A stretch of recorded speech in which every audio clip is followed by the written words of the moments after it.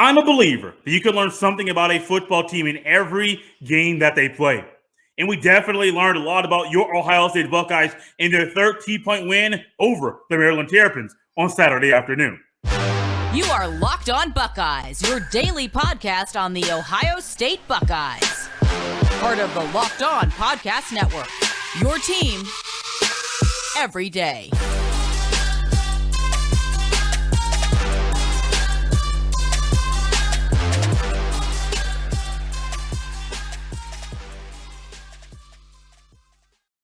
What is up, Buckeye fans? Welcome back to another episode of Locked On Buckeyes, for the Locked On Podcast Network. I'm your host, Jay Stevens, also the host of the Jay Stevens Podcast. It is Monday, November 21st in the year 2022, and I'd like to thank you for making Locked On Buckeyes your first listen or first watch of every single day. During this episode, we will discuss some news that came out about some players who are playing good football and are still injured, and we'll discuss some interesting coaching decisions by the Ohio State coaches. But before we get to any of that, I said it earlier, I'll say it again.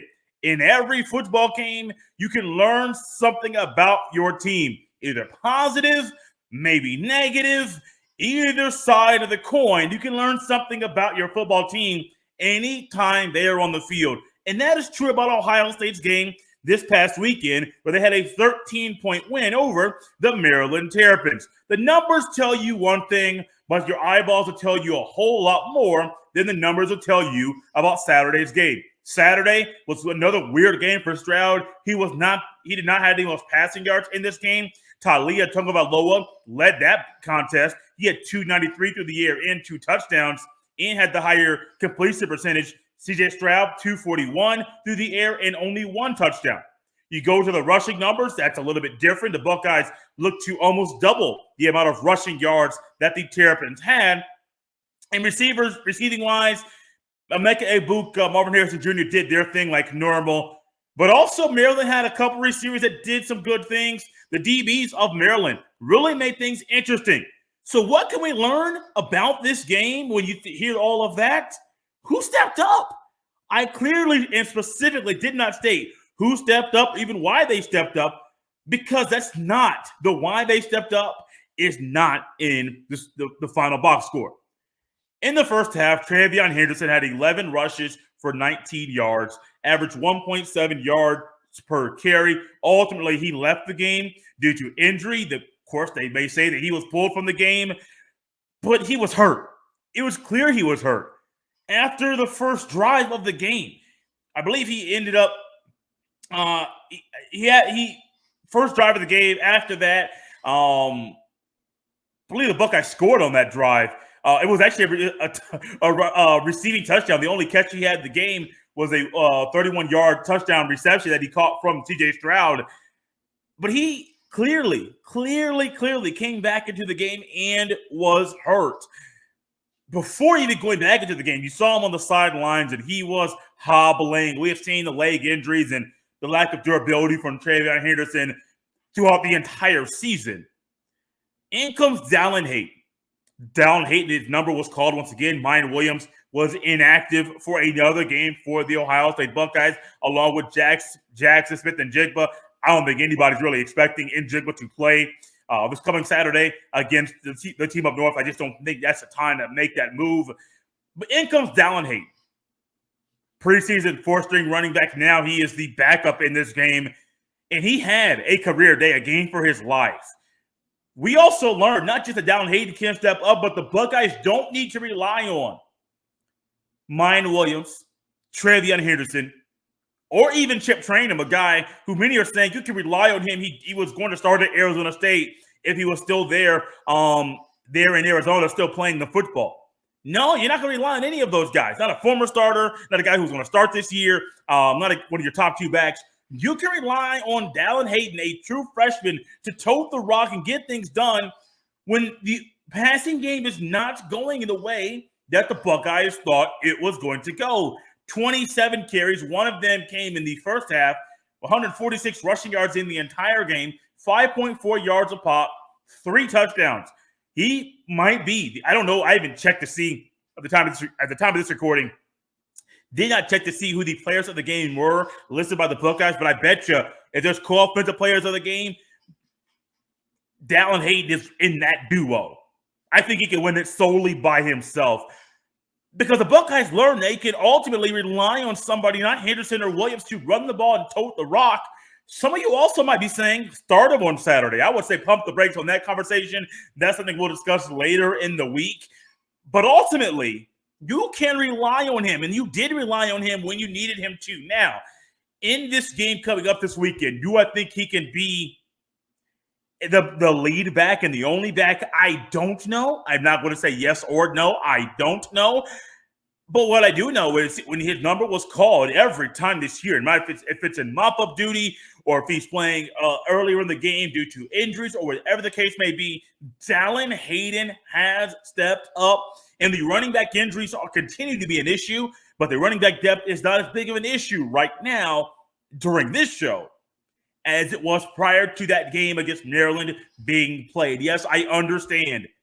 The Buckeyes are probably going to play. Every opponent the Buckeyes will play will probably be better than Maryland. Granted, the Big Ten West, if Ohio State beats the team up north on Saturday, the team from the Big Ten West that they play in the Big Ten Championship, the Big Ten West leader or winner might not be better than Maryland. Just be honest with you. Maryland's not a bad football team.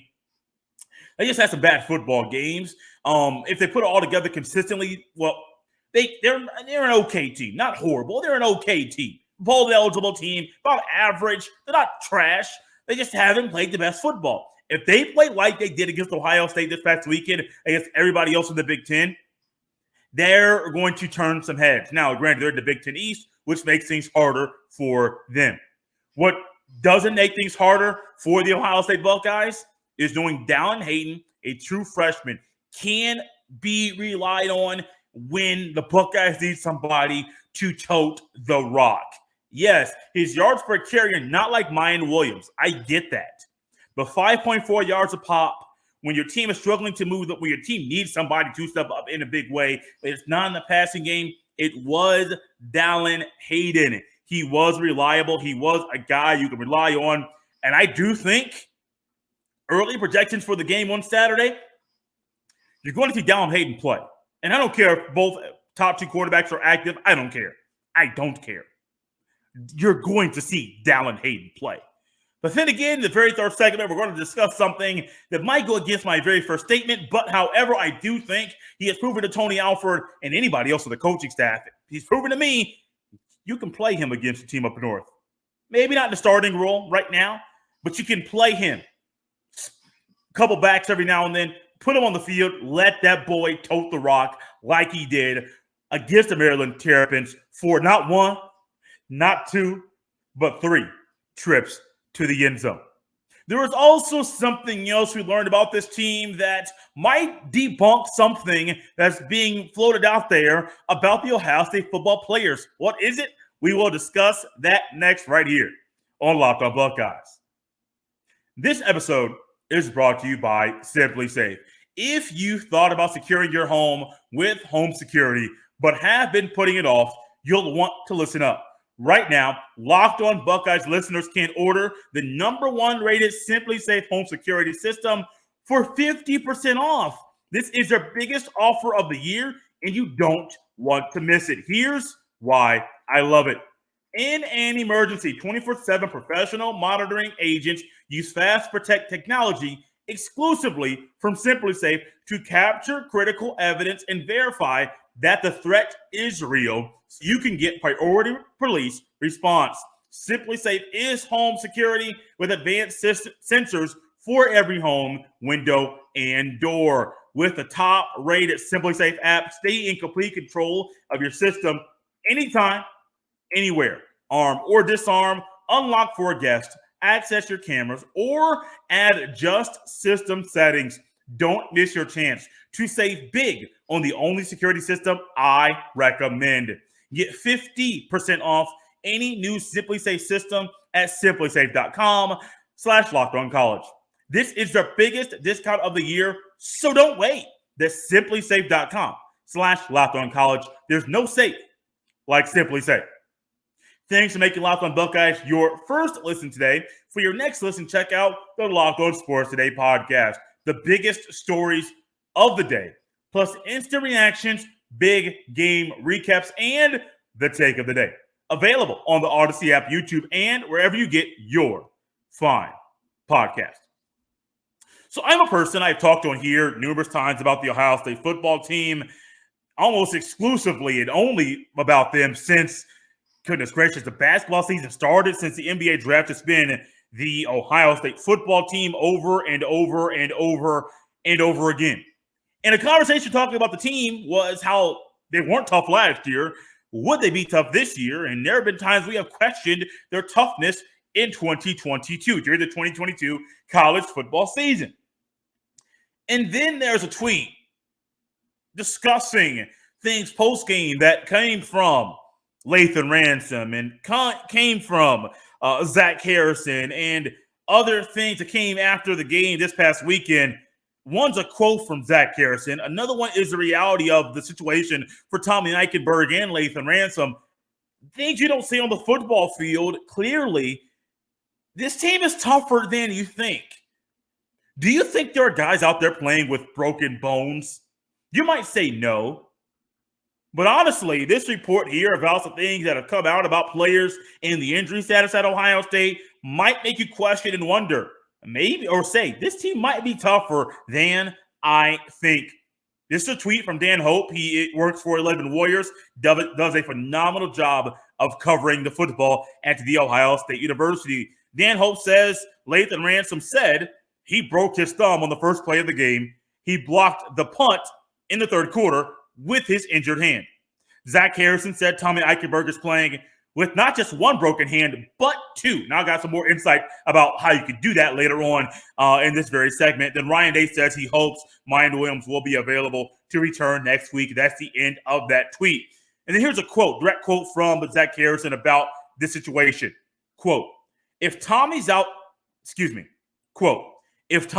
there with two broken hands and Lathan's dealing with what he's been dealing with, and they're out there on the field playing, what do I got to say if I'm a little sore or my knees hurt or so and so? I just got to go play. We all got to go play, end quote. Think about those things right there. You got Lathan Ransom breaks his hand, breaks his thumb on the first play of the game, and then later on keeps playing. Yeah, it had a little issue with the tackling, but kept on playing hard, blocked a punt with his broken hand.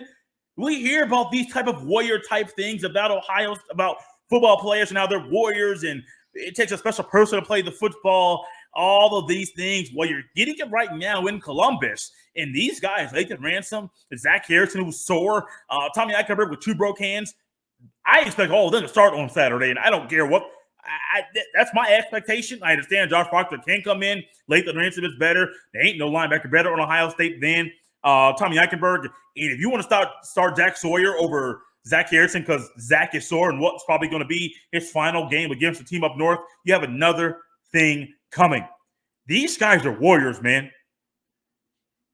Breaking a bone and still playing in that game without getting any like outside treatment during a game, that's insane.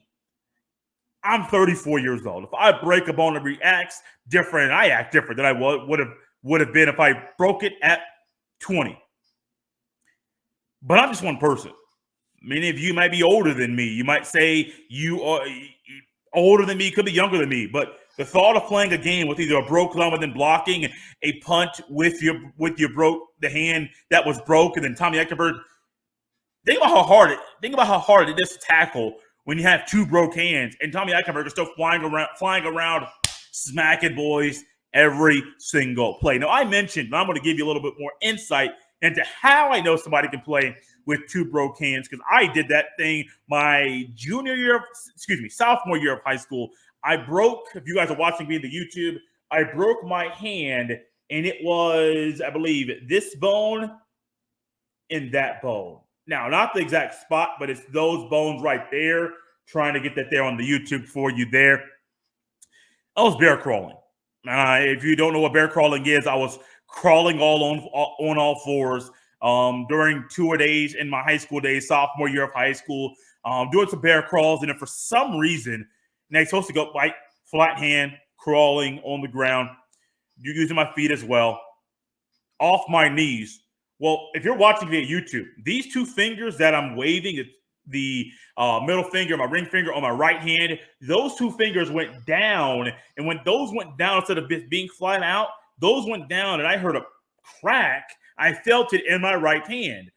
Now, my idiot self waited a week to get some doctor or treatment and to go to a doctor to get it checked out to see exactly what was going on. I knew I was hurt, but I wanted to play. And I knew that if I did not practice, my chance of starting would have gone out the window. Ultimately, it went out the window because I was a center and I broke my hand that I snapped the ball with. I could not snap with my left hand, and I lost my spot anyway. And then going to the right, and then coaches helped me out due to trying to protect me from myself, which ultimately could have been a wise thing. But that's some things that happen. Now, I didn't play with a soft cast. I don't want to leave that little nugget out. Went to the doctor once I got the treatment. He gave me a soft cast to play with. Now, Tommy Eichenberg, if he has that cast, I don't remember exactly seeing the type of his hands during the game to see exactly what was on them. My cast was pretty bulky. It was up on my fingers, and also it went down halfway down my forearm. It was pretty bulky, not going to lie to you. Now, playing that with two, if I had that on both hands, it'd be a little difficult to maybe catch an interception if I'm Lathan Ransom, who dropped an interception during this game. But you can play the game with two broken hands. Doctors have things they're called, I had a soft cast on, that you could play the football with. The ref would always check it prior to the game to make sure there was nothing sharp or any metal in there that would be used as a weapon. Now, I did move the defense, and I do remember using my hand, not even purposefully, using it as somewhat of a weapon to help me get some leverage and fend off defenders in that way. That thing can happen. I never got flagged for anything illegal when using my hand in that way. Guys during practice and during games were like, hey, man, I don't like you. Hey, man, playing within the rule book, I don't know what to tell you. But it's hard. It's definitely hard.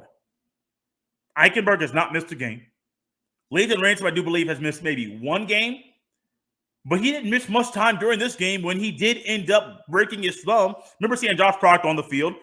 I know Zach Harrison's sore. I mean, this is part of football. If you're playing football in November at this level, at any level, you're going to be sore. If you're playing, it's going to happen. It's an understood thing. It's an expected thing. You're going to be sore. You're probably playing with some type of injury. You're not too hurt to not play. Some guys are. Some guys are not. These are things that happen all the time with every football team. I say all that to say this. We collectively have said this team might not be tough. This team might not be as tough as we want them to be. Tougher than last year. I think that's an easy statement to make. But tough in the way that we expect the Buckeyes to be tough? Some people have said no, but once you know Lathan Ransom's playing with a broke thumb that he broke during that game, Tommy Eichenberg's playing with two broken hands, and then you've got a leader in Zach Harrison saying, with what Lathan's playing with and Tommy Eichenberg's playing with, I can't complain if I am just sore. I love that mindset. And ultimately, that's what you want from your leaders on the team going into the biggest game of the year. Hate week have started. My tone will change a little bit this week because ultimately I do want Ohio State to win. There's a chance for them to win. Ultimately, if they don't play Buckeye football, there's a chance for them to lose. I will not share my score prediction too early in the week, but all I will tell you is this. I have a lot more confidence in this team based off what we saw from Dallin Hayden over the weekend and what we learned about the injury situation, about three leaders on the defensive side of the ball. Those two things are positive things we learned about this team over the weekend. The next one's a little bit more on the negative side. I don't want to close the show on a negative note, but this one deserves a special spot in today's show towards the end. What is it? It's not about the players. All I can tell you, it's about the coaches. Stick around right here to find out. This is Locked on Buckeyes. This week's thrilling moment in college football is brought to you by Nissan. The thrilling designs behind the new lineup from Nissan are intended to empower drivers in vehicles as capable as a driver themselves. When I think of unbelievable abilities on the field for this week's thrilling moment, it has to be Dallin Hayden's 3-touchdown performance. Not one, not two, but 3 touchdowns. A hat trick for Dallin Hayden. His number was called. One of the running backs, the top 2 backs, was not active for this game. He was not able to play the football. Another one, the starting running back, goes down in the first half due to another injury. And it comes down Hayden, number 5, a true freshman, and the Buckeyes leaned on him, rode him. He got to pay dirt numerous times, and he is what stands out to me, and he's a big reason why the Buckeyes won the game against Maryland on Saturday afternoon in College Park. This segment has been inspired by the thrilling new designs featured across Nissan's new lineup of vehicles. Pursue what thrills you in the all-new Frontier, Armada, or Pathfinder today. Available now at NissanUSA.com. Thanks for making Locked On Buckeyes your first listen today. For your second listen today, check out Locked On Sports Today. For the games that matter the most, to the biggest stories in sports, go beyond the scoreboard and behind the scenes with local experts and insights only Locked On can provide. Locked On Sports Today, available on this app, YouTube, and wherever you get your fun podcasts. I don't like ending shows with things that are negative. I wanted to give enough space to Dallin Hayden. I wanted to give enough space to the injury situations and injuries that we learned about from numerous Ohio State players. But we have learned also these coaches will continue to be stubborn in the decisions that they make game after game after game. Now, it was not just one. Offensively, it was very, very clear. In the first quarter, Travion Henderson should not be on the football field. Now, granted, he started the game off very, very well. You got him in space. He skedaddled to the left side of the field. Touchdown. First drive of the game. Buckeyes are on the board. Okay, great. Shortly after that, you saw on the TV screen, of course, they're monitoring Dallin Hayden's injury right there at a very good clip, and they showed he was not healthy. He could not cut. At some point, I don't know when he got hurt during that play or maybe even after the play, but he was not healthy. Injuries, cutting was not there. You also saw he knows on the field, between the tackle runs, those are not him. Bouncing things outside, getting in space, that's where he flourishes. Ultimately, what do we see? There was a run to the right side of the line. People saying the holes were there, but Henderson wasn't hitting the holes. People say, what are you talking about? There is a play to the right side of the line. Travion Henderson. DeJuan Jones blocks his man. Case Stover blocks his man. There is a lane and a path to run the ball inside number 79 to the left and number 8 to the right. Ohio State players. But Travion Henderson said, I'm going to bounce this thing outside. I remember during this game yelling, legit yelling, run inside Stover. That's where the lane was.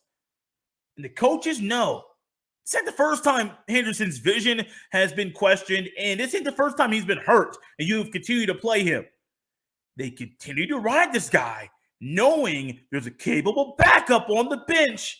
I know you want to keep using him and riding with him, and whatever it is, I don't know what commitments have been made or promises have been made, or I don't know. But you got to stop riding with these guys. On defense also. Now, granted, we did see some 4-3 in this game. We did see some variation, a lot of 3-3-5, trying to figure out a way to slow down Tylea, which was very hard for the Buckeyes to do. The bend but don't break defense. It bent a lot, but did not break enough for the defense to give up enough points to where the Buckeyes lost the game. Ultimately, though, I have noticed when somebody gets beat in the starters, specifically at the cornerback position, they're pulling that guy and putting somebody else in. Not so much all the time, but it happened a lot. Jordan Hancock came in. Jair Brown played a little bit. Cam Brown got pulled. What else? He had a good pass pickup too. Who else got put in the game? Cam Martinez got into the game. I'm like, what is going on? Like, why are you continuing to pull guys when you know they're still better than the guys who are on the bench because of a bad play? That's not good coaching. It's not. The stuff on offense, the stuff on defense, the stubbornness in the coaching decisions is very confusing. This is Monday. We learned a lot from the game against Maryland, but how will this affect and impact the preparation of what we see this coming Saturday against the team up north? Come back tomorrow. Hate Week's going to heat up. We're going to get more nitty-gritty details about this football team and what we can expect to see. Some news and notes come out from the team. And honestly, get you prepared in the best way for the game this weekend against the team up north. You can follow me on Twitter at jstevens07. You can send all of your emails to jstevens317 at gmail.com. The plan as it stands right now is to have a show every day this week, Monday through Friday. I understand the Buckeyes basketball team is in Maui. They have a game tonight, I believe, at 9 p.m. Eastern. The game on Tuesday will either be at 5 p.m. or 10 p.m. Eastern, with the game being in Hawaii. I don't know. There's a game on Wednesday. Don't know what time that game will be just yet. But there will be some basketball stuff possibly sprinkled in throughout the week, just trying to figure out logistics and timing of recordings and things like that. Until then, guys, talk to your friends. Let them know about the podcast and let them know this is the place to be to get the best Buckeye news going into the game this weekend against the team up north. The game is Saturday. College game day will be there. Big noon kickoff will be there. It's the big noon Saturday game of the week. Gus Johnson, Joe Klatt, Allison Williams will be there on the call. And I hope you're preparing now for a war in the chute on Saturday afternoon.